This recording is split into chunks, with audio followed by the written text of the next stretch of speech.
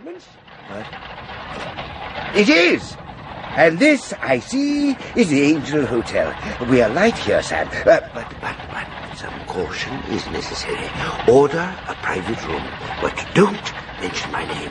You understand? Right as a trivet, sir. And first of all, ascertain that Jingle is in the house. Right, sir.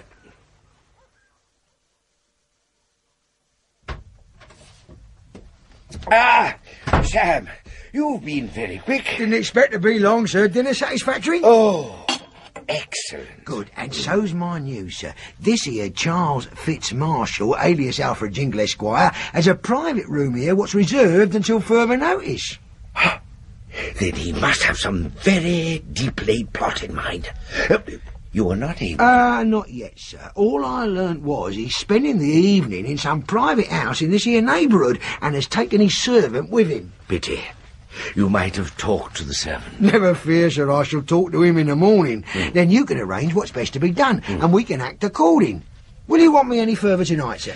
No, Sam. Get yourself some supper and go to bed. Thank you, sir. And if I might advise, sir, you have a good night's rest and don't go worrying about this here deepin' until the morning. There's nothing so refreshing as sleep, sir, as the servant girl said afore she drank the egg cup full of laudanum. Oh, well, you're right, Sam. Good night. Good night, sir. A cup full of laudanum.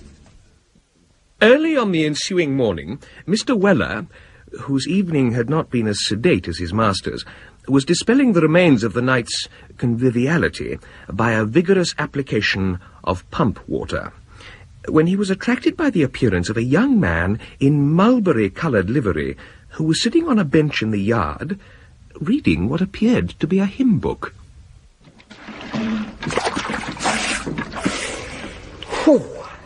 You're a rum un, you are. Morning, Governor. How are you? Good morning, sir. I'm pretty well, I'm thankful to say. I hope you're the same, sir. If I felt less like a walking brandy bottle, I shouldn't feel quite so staggery this morning. You stopping at the Angel? I am, sir. Then how is it you weren't one of us last night? You seemed one of the jolly sort. Looks as convivial as a live trout in a lime basket. I was out last night with my master. Oh, what's his name when he's at home? Fitzmarshall.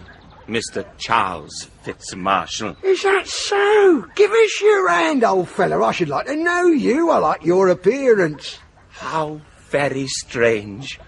I liked yours so much I wanted to speak to you from the very first moment I saw you under the pump. Then what do you say we seal our acquaintance with a drop of something in the tap room? Oh, that would be most agreeable, sir. What's your name, my patriarch? Job, sir. Job Trotter.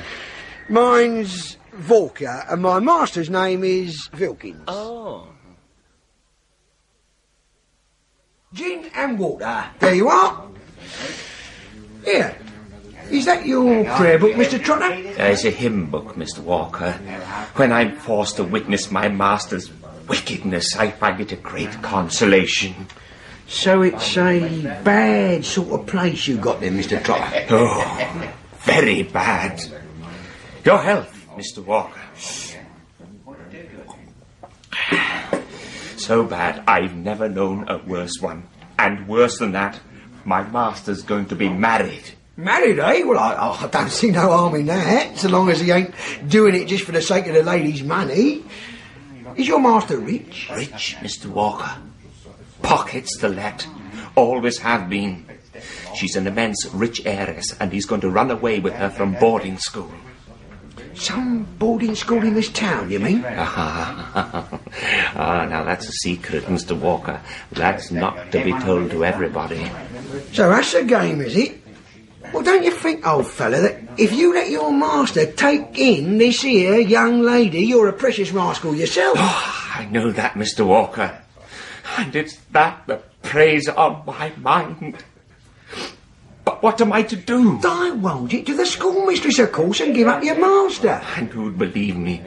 The young lady would deny it, and so would my master. I should lose my place and get indicted for a conspiracy or some such thing. That's all I should get by my action. Yeah, I must admit there's something in that. Now, if I knew any respectable gentleman who would take the matter up, I might have some hope of preventing the elopement.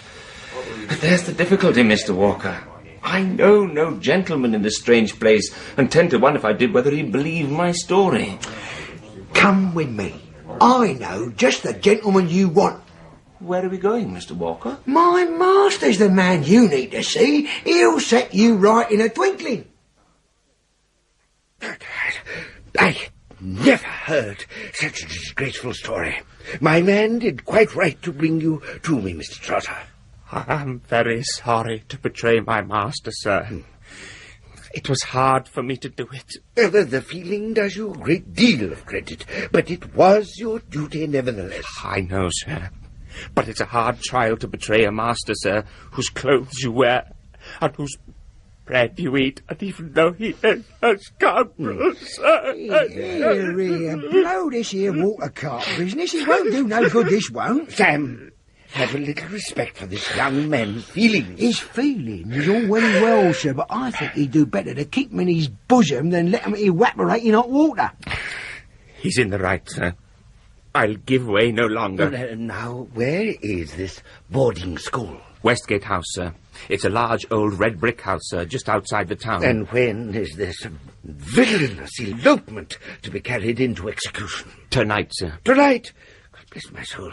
Then instant measures must be taken. I will see the lady who keeps the establishment immediately. I beg your pardon, sir, but that won't do. Why not? My master's a very artful man, sir. He's so wound himself round this old lady's heart that you never believe anything to his prejudice, especially as you've no proof but the word of a servant. Oh. Nothing but taking him in the very act of eloping will convince the old lady, sir. But that would be a very difficult thing to accomplish, I fear. Oh, I don't know, sir. I think it might be very easily done. How? My master and I, sir, being in the confidence of 2 servants, will be secreted in the kitchen at 10 o'clock. When the family have retired to rest, we shall come out of the kitchen and the young lady out of her bedroom. A post-chaise will be waiting, and away we go. Well, sir, if you were waiting in the garden behind, alone... Why alone? The old lady, and indeed the young ones, sir, wouldn't like such a discovery to be made before more people than can possibly be helped. You're quite right. Go on. I am in the garden. You tap on the door, sir, at exactly 11:30, and I let you in.